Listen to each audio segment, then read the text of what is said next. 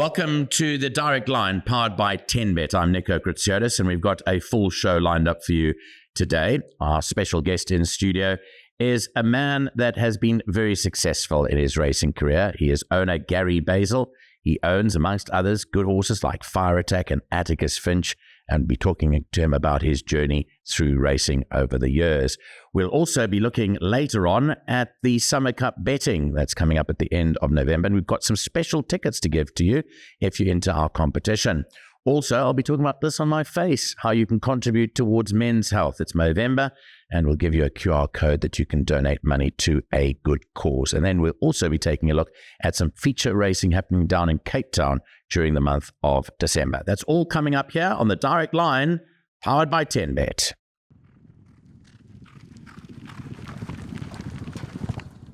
Well, our guest on today's show is a man that has been extremely successful in the racing world.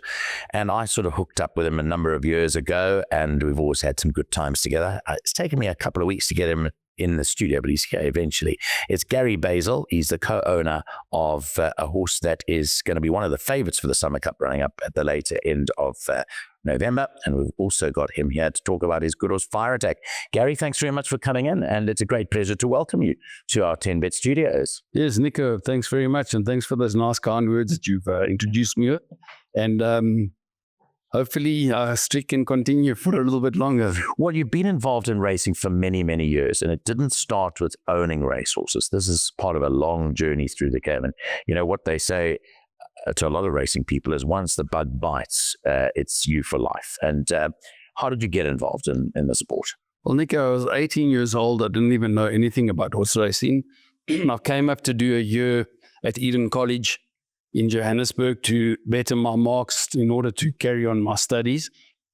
I then stayed with the Basil family, Jeffrey and Dolores Basil, and their late son, who was Keith Basil. He was a jockey. They were absolutely crazy about racing. I think it was 24 hours a day. Racing was on, pictures were on the thing, and you just sort of get sucked into the stream of things. And it was exciting for me to go to the racecourse the first time, to ever know what it was. And I think I had Firebrain on a horse, and it so happened to win. And that was the worst thing that ever happened to me in my life. Yeah. But it's been a great journey for you as well, because from there, you ended up being a jockey agent, didn't you? You ended up being an agent for a jockey. I did, yes. Douglas's White's father, John White, was very friendly with my ex-late father-in-law, Clive Kodachi. They lived opposite each other in New Redruth.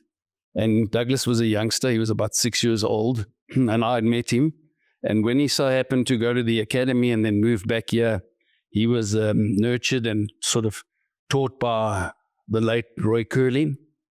And he needed some sort of help in order to try and get rides, because he was a shy little, intimidating little guy. And I thought maybe it was a good thing to try and do. I'd never done it before. I didn't know how difficult it could be or would be. However, I was a salesman, and I think being a... And what age would you have been at that stage? 20s, 30s? Yeah, it's got to be maybe 28 or so. 28, yeah. Douglas is 10 years younger than me. Right. Yeah, he turns 53 on Friday. Oh, does he? On Saturday. Yeah. And Dougie, of course, is now a trainer in Hong Kong, and he was multiple champion jockey of Hong Kong. But I mean, with those early years, was it tough to get rides? And I would never be an agent, I must be honest with you. Well, Nick, any salesman has to be thick-skinned. Yeah. And it was very competitive. Pierre Stradham was up on the scene, and it was Douglas and Pierre, and they were always boxing for rides and sort of doing a whole lot of things in order to get onto each other's rides. And there were a lot of fights at the scratching halls, and I had a tough time with Douglas because he just hates committing to one thing. He'd rather have 3 rides in a race and then try and organize to get off one. Mm-hmm. So it is very tough, but it was about being perseverant. You got to be perseverant with a trainer and try and develop a relationship with him, and a trust from the trainer, so that there's a bit of transparency between both. And he ended up being a very successful jockey in South Africa. And then the journey, obviously, with London News, when London News went over to Hong Kong. And is that where you met Alec Laird, or was it way before that? It was slightly before that. He was riding a few others for Alec. And obviously, me being an agent, I was in communication with Alec. And when Douglas was here, where they went out to celebrate a few times, I sort of was tugged along, and thank goodness I did. They used to settle the bill because we were poor guys battling it out, and they were sort of flying at the time. So, yeah, and then that relationship between Alec Led and I have just continued. We haven't had a day-to-day conversation since then till now. But when I decided to get into racing, it became a lot stronger. And he was probably the go-to guy at that time. Yeah.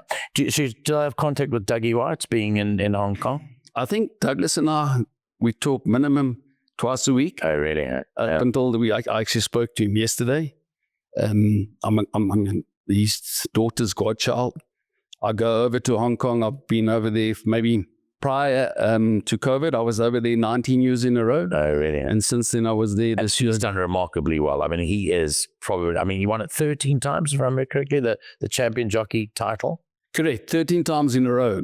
Yeah. I think Zach's going for his 7th or 8th title this year, but it's not in a row because Joe Moreira was there before. That's right, before. So 13 in a row, it's going to be difficult to beat. To top that. And Zach has broken his record for the amount of winners that have actually been ridden in Hong Kong. Absolutely. However, Hong Kong racing also changed quite a bit.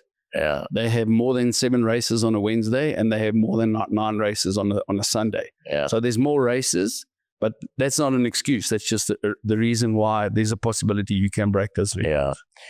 Now, so let's talk about in later years, when you gravitated back towards owning horses. Alec Led's stable hadn't been doing so well. He had dwindled in terms of numbers. And what prompted you to get involved again?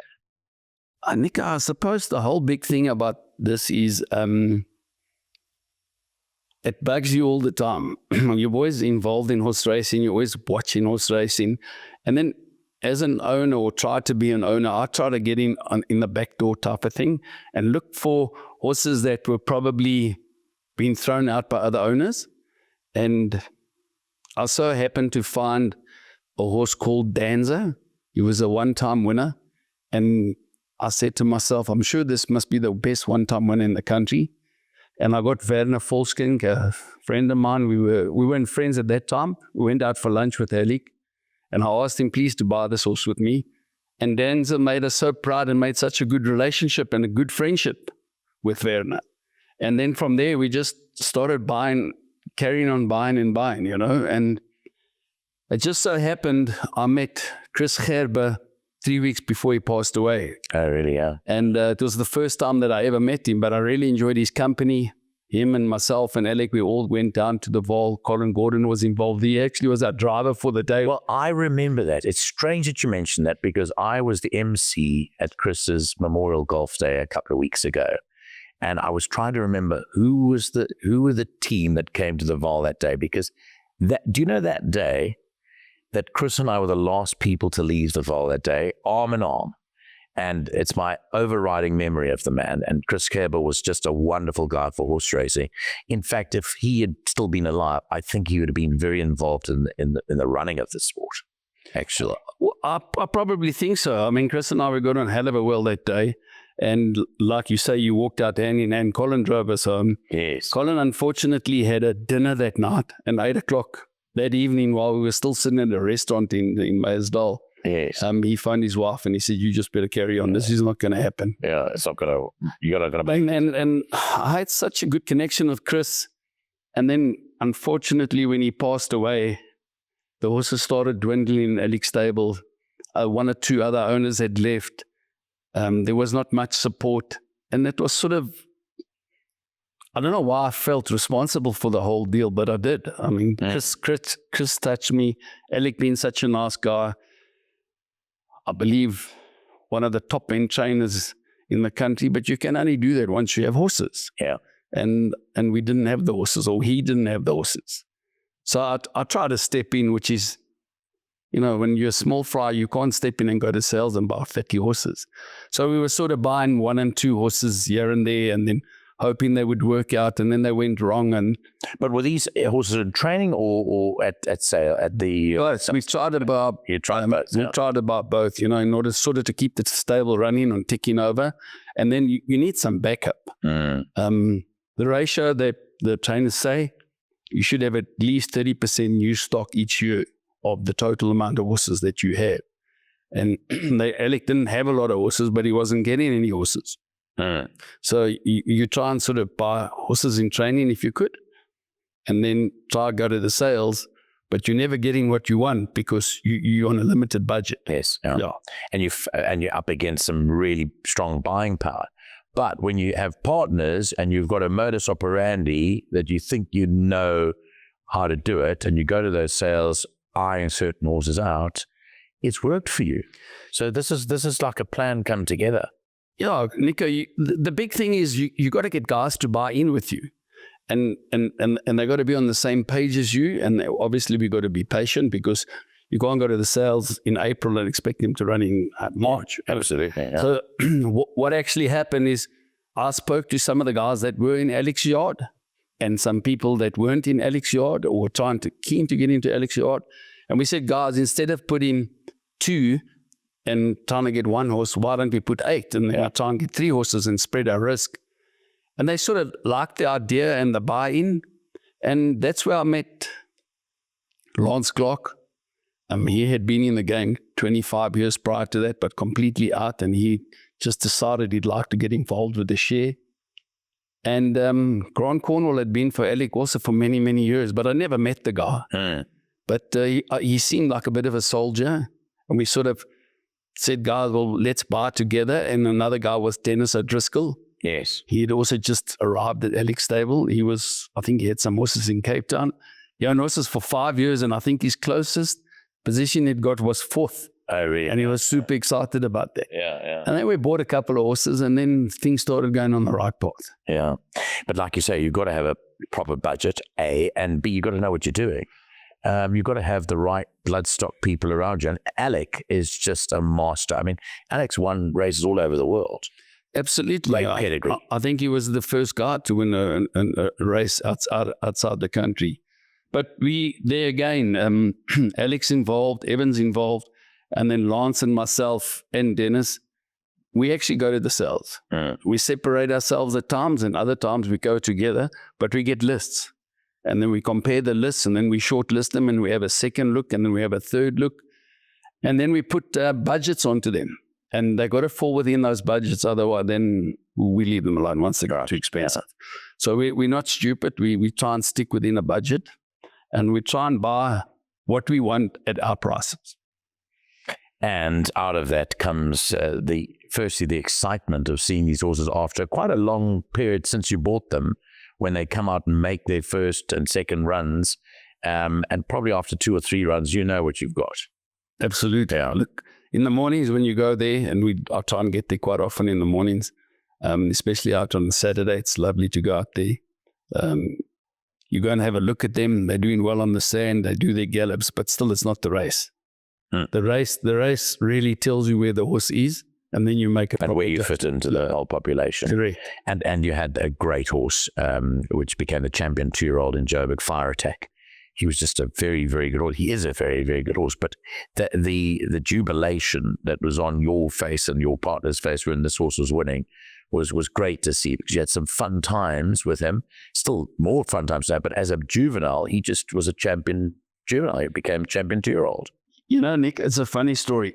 We went to the sales that year to look for horses, and Fireway was just arriving that sire.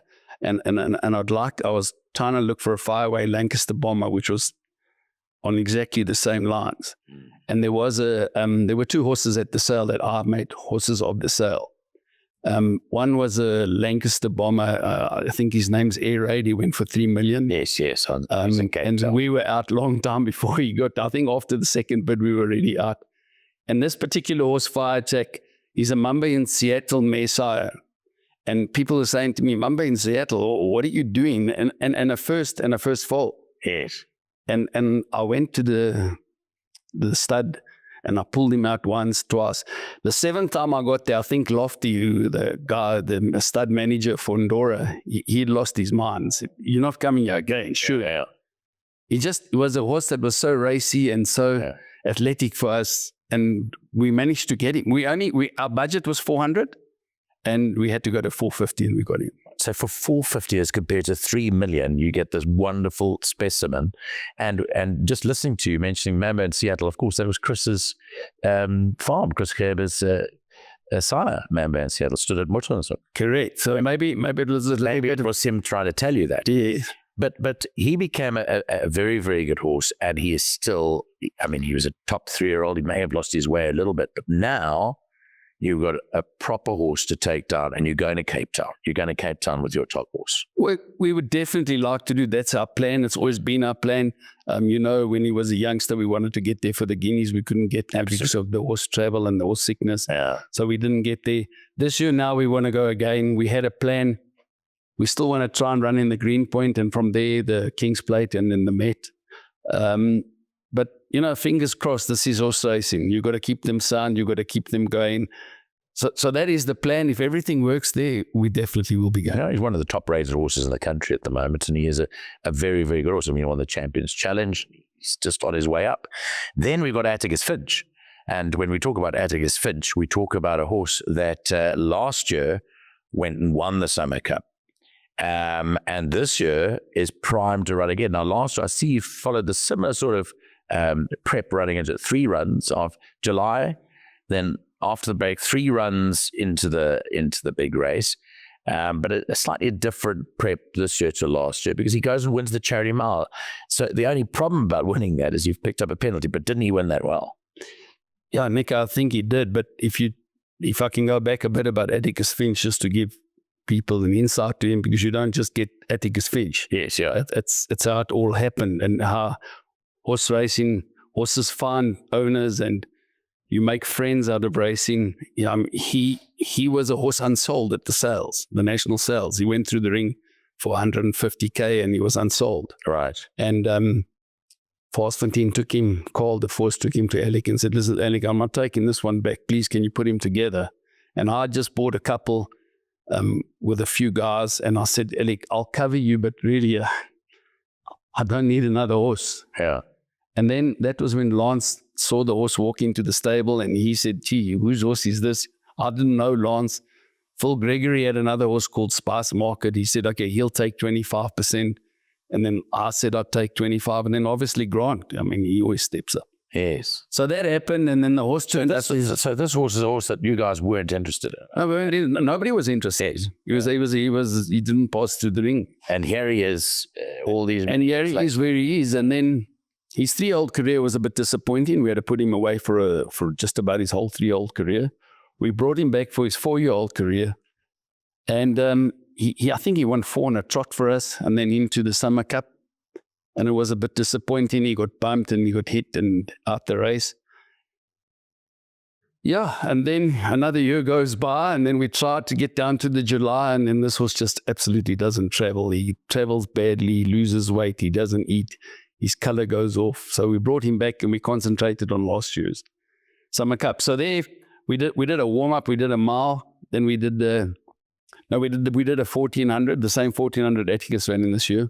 Then we did a mile. Then we went to the Victory Moon. And then obviously the Summer Cup. And then we got the result. This year, we did a 1450, which he did quite well. He ran second. And he was giving Tin Pan 10 kilos. Correct, yes. I was cracking, right? And then if we had to go the Victory Moon, which was actually our route, as a grade 1 winner, he gets extra 2 kilos. So he would have carried 62 in the Victory Moon, which we thought was a touch unfair, because Alec won it last year with Greedy My Master, and Main Defender carried 62. That's right. And Greedy My Master carried 51. Yeah. So the winner this year again carried 51, and we would have carried 62. So we thought it was going to be too much of a hard run.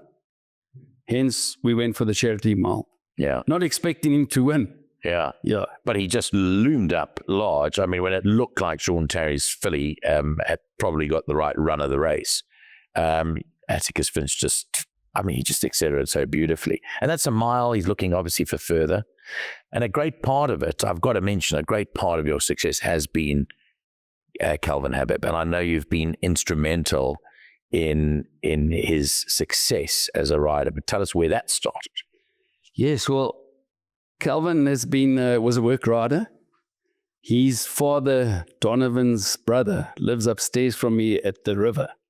And when Calvin first went to the academy from the work riding program, he was told he's not going to make it. He's going to be too tall and too big and so on and so forth. And he was quite highly disappointed. And then Peter Habib, who is Donovan's brother, said, "Why don't you speak to Gary?" So Donovan spoke to me and he says, "I know that you trained Dougie White for all these years when he was as successful as he was.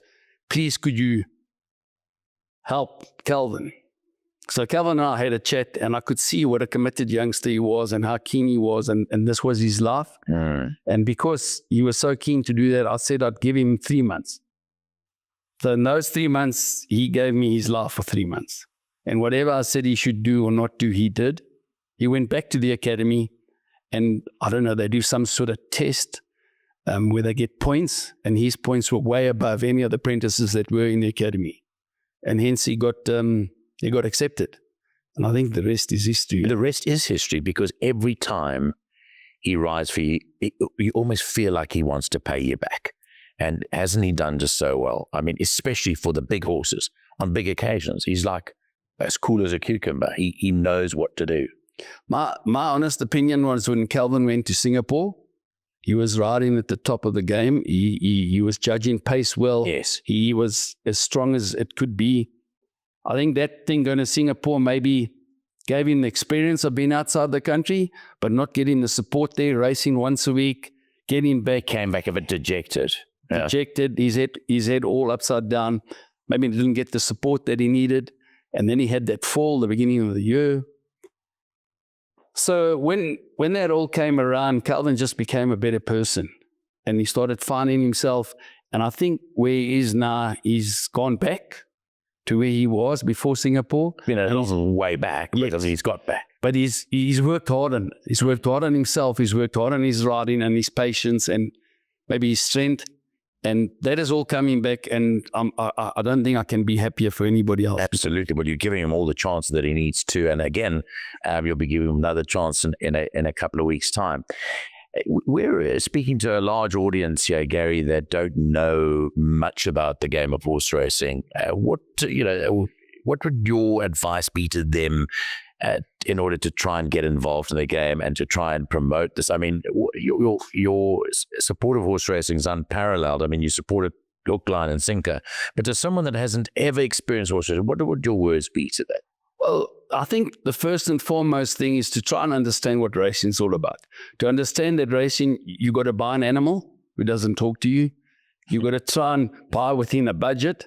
But mostly, I would say, is to get involved in partnerships. And the partnerships that you look at from televisions and trainers that you look at and jockeys that you look at, like we're talking now, we've mentioned largely about Alec Laird and Calvin Habib.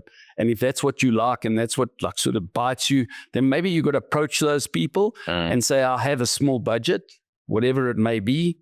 Is there any chance, or how do I go about getting involved in a syndicate? And how do I get involved in being within this group and in this fun that we have? Because for me, horse racing is a very difficult sport. There's probably a hell of a lot more hardship than what there is happiness. But if you make it fun, and that's what we're all about. We do puros, brawls, and bras in the morning when we go out to watch our horses. When there's race day, they get to a box, we get together, we party, we have good times, win, lose, or draw. We still have fantastic times. And we get the people together, and people like racing in environments like that. And it's a lot of escapism, isn't it? Because, you know, from the rigors of daily work and your business that you run and everything, to go out on the racecourse and be social and to cheer your horses home, it's a great form of escapism. Absolutely, Nico. And my wife's involved in horse racing. She was never involved in horse racing. I actually got her colors now. I saw that too. My son's involved in horse racing, but it's the extension of that. Yeah. His friends and his friends' friends and his cousins, and they're all involved in horse racing. And when I say involved, they all watch those races. They all watch when our horses run, and they all cheer for us. And now they're all trying to say, well, can't we all take 2% and 5%? Because the bug will bite. Because that bug will bite. And then when they do come, they have absolutely a fantastic time, and they reckon this is a place where they could be one day. Well, I'll tell you, I've got my whole team here that are behind the scenes that I've said we've got to go to the training center and shoot a bit there. They'll eventually see what you mean about that, as will the audience, hopefully. But I've also had the pleasure, straight after the race was won by Atticus Finch, the charity mile, of going to your hospitality suite at the racecourse. And that's another part where you've got this private box where you invite people to go and watch the racing. You guys had so much fun. I don't know what time you left that day because I had to leave early, but I can tell everyone watching this that you guys were having the biggest fun I've ever seen people have. Nico, we've been in trouble many times in those hospitality suites. And when we won the Premier Challenge, they were inaugurating Ormond Ferraris and Harry Slack and all of them. Yeah. And it's Klaas Savage, am I correct? Yeah. And Jean Mahalbe and all those, they had this special do, and our music was so loud, and they asked us to put it off 10 times, and then eventually they all just joined us, and we just really had a good time, and that's what it's about. When you can have those times, you can have those winners, and you can enjoy them to the fullest. Then you want to be back. It's very much like golf. You shoot 106, but you had one good shot, and it takes you back. And it'll make you come back. Gary Basil, I wanted to thank you for your time. I just wish you all the success. I know you've had a lot of success, but I know that you got the winning recipe, and your feet are still on the ground, which is great. But just all the best with all your horses. I enjoy calling your horses. I can see all the excitement that you guys have with it. But may you do well in the Summer Cup. I mean, you've got a proper racehorse there, and if he can pull off 2 years in a row, he'll become part of an elite group of horses that have done that. Very few horses have done that in their career. Yeah, Nick, firstly, let me thank you for those kind words you've just said. Secondly, we got to keep our feet on the ground because the Summer Cup's still a couple of weeks away. We got to keep the horse sound, bring him there in good shape, and if he is there, we like the other 17 or 18 that are in the race, we're there to race. We're there to win. And I think everybody would love to win that race. That's what makes it so difficult. Unfortunately, we have the penalty, but we've got to deal with it now. Top weight is tough to carry. Yeah. So we'll take it as I know. Whatever happens, win, lose, or draw, that box will be buzzing on Summer Cup Day, and I'll come there for a beer after the big race. I look forward to that. Okay. Yeah. Great stuff. Gary Basil is a guy that's involved in racing at the moment. He's a big owner. He's involved with the syndicate members. They've got some wonderful racehorses, and it's always a pleasure to chat to them to try and impart exactly what they are going through in this game of horse racing with you, the viewer. We'll be back after the break with Nico's Notebook.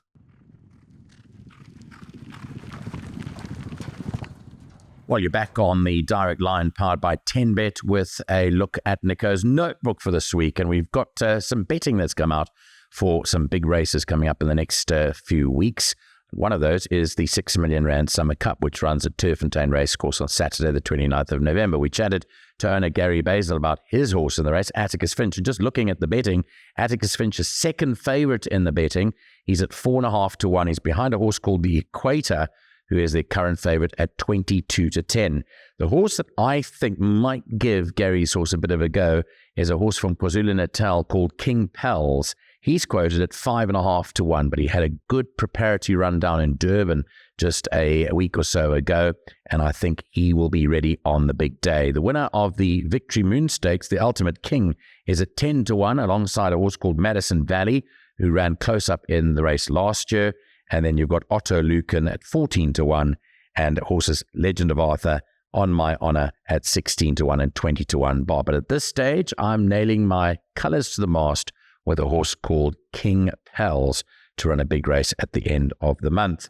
Wanted to talk about the Fillies Guineas running down in Cape Town on the first weekend in December, because once again, there are a couple of horses there that have featured pretty prominently, including the Port Elizabeth challenger, Golden Palm, who is at 15 to 10. She looks to be the right horse in the race, but the upcoming Reet Petite is quoted at 28 to 10.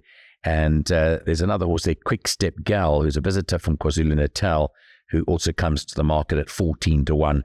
That would have to have a bit of a chance too. And then we go to the Cape Guineas race itself, which is run in the middle of December. The De Kock runner, the De Kock racing runner, Jan van Gooyen is the favourite at 4.5 to 1. Gimme Rules is the second favorite at 5-1. Tin Pan Alley is quoted at 6-1. And then Good For You at 7-1 with 8-1 and Better Bar those. Once again, it goes to the top two for me, Jan van Gooyen and Gimme Rules. Gimme Rules is a promising horse from the Cape, trained by Dean Cannemare, and he's got a terrific record with his 3-year-olds, and he could well be the horse to follow there at the end of, rather in the middle of December, in about a month's time. We've also got the big Hong Kong international races coming up also in about a month's time. We'll be focusing in on that on next week's show. And on top of all of it, Brett Crawford, well done to him. We've had him on this podcast before. He won his first Group 3 race over in Hong Kong in his very first season of training, and that's a tremendous, tremendous achievement. Now, don't forget, you can also participate in a competition to win tickets to go to this year's Summer Cup at Turffontein. Here are the details in order to do that. And also, you can also contribute to this cause of mine. I said earlier on the show that we've taken part in Movember, and you can just click on this QR code and donate to Men's Health, the plight of men's health. As you get older, men tend to find these problems that creep up. And of course, it's all to a worthy cause. So do join me in celebrating Movember with the growing of this little bit of facial hair that I've got on my face for the rest of this month. Don't forget, I'll be taking it off from the 1st of December, though. That's for sure. From the Direct Line, powered by 10Bet, Nico Kritsotis signing off, hoping that you'll join us again on the next episode. Bye-bye.